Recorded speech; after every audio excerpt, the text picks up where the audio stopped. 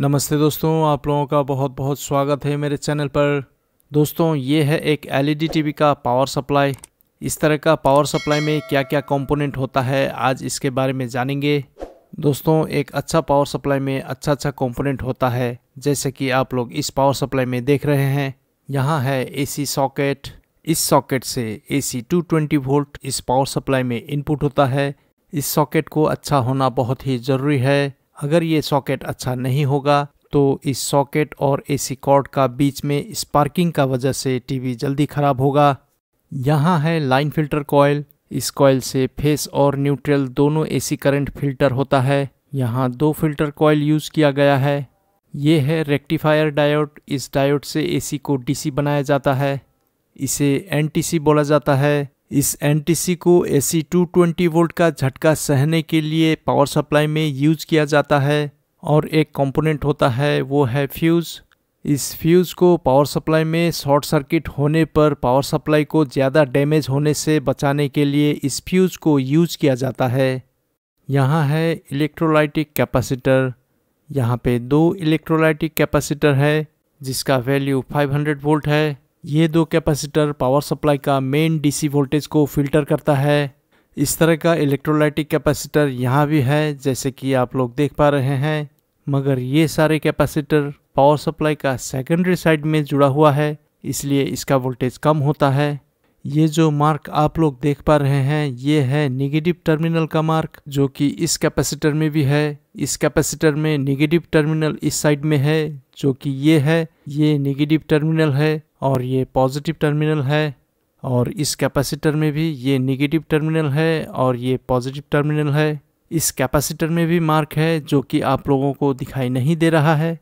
ये सभी high voltage protector PF है। इन सभी को सर्क प्रोटेक्टर पीएफ बोला जाता है।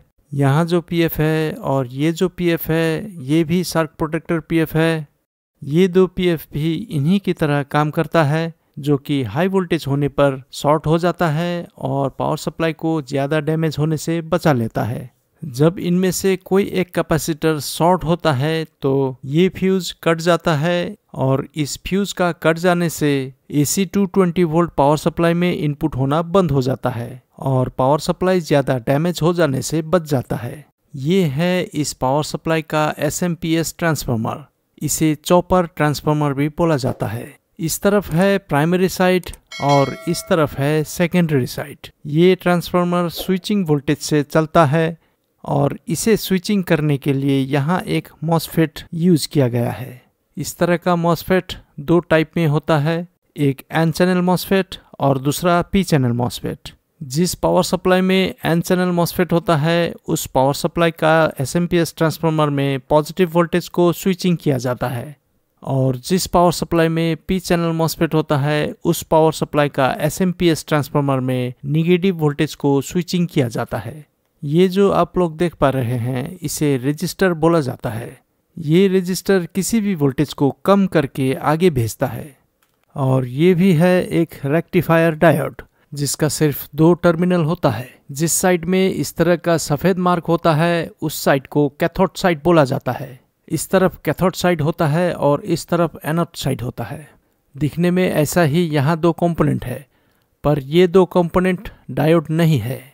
ये एक तरह का जंपर है, जिससे एक इलेक्ट्रिक वोल्टेज को पास किया जाता है।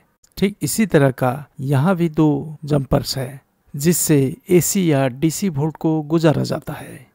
यहाँ जो 2 कंपोनेंट आप लोग देख पा रहे हैं, ये भी एक रेक्टिफायर डायोड है। इस तरह का रेक्टिफायर डायोड ज़्यादा वोल्टेज और एम्पियर के लिए यूज किया जाता है। जब वोल्टेज का साथ ज़्यादा एम्पियर होता है, तब इस तरह का रेक्टिफायर डायोड यूज किया जाता है। 24 वोल्ट के लिए यहाँ पर 2 रेक्टिफायर डायोड यूज किया गया है, जो कि एलईडी बैकलाइट ड्राइवर के लिए होता है। दोस्तों, यहाँ भी एक रेक्टिफायर डायोड है, जिससे 12 वोल्ट को गुजारा जाता है। इस डायोड से 12 वोल्ट 3 एम्पियर गुजरता है। इस तरह का रेक्टिफायर डायोड यहाँ भी है और यहाँ भी है और यहाँ भी है, जो कि हर डायोड से अलग अलग वोल्टेज गुजरता है, अलग अलग सेक्शन के लिए। और ये जो आप लोग देख पा रहे हैं, ये है एक इंडक्टर कॉइल, जिससे बैकलाइट को वोल्टेज मिलता है। इस तरह का इंडक्टर कॉइल से ज़्यादा वोल्टेज और एम्पियर निकलता है। ये है एलईडी बैकलाइट कनेक्शन वायर। इस वायर से एलईडी बैकलाइट को वोल्टेज मिलता है। इसे हीट सिंक बोला जाता है। ये एक एल्युमिनियम मेटल से बना हुआ होता है। ये हीट सिंक डायोड को ठंडा रखने में मदद करता है। और यहाँ भी है एक हीट सिंक जो कि इस मॉसफेट का हीट को खींच रहा है और मॉसफेट को ठंडा रख रहा है। तो दोस्तों, आप लोगों को ये वीडियो कैसा लगा कमेंट कीजिएगा, लाइक और शेयर कीजिएगा। जिन्होंने भी अभी तक इस चैनल को सब्सक्राइब नहीं किया है वो लोग जल्दी से सब्सक्राइब कर लें ताकि आने वाला वीडियो और भी अच्छा होने वाला है। धन्यवाद दोस्तों।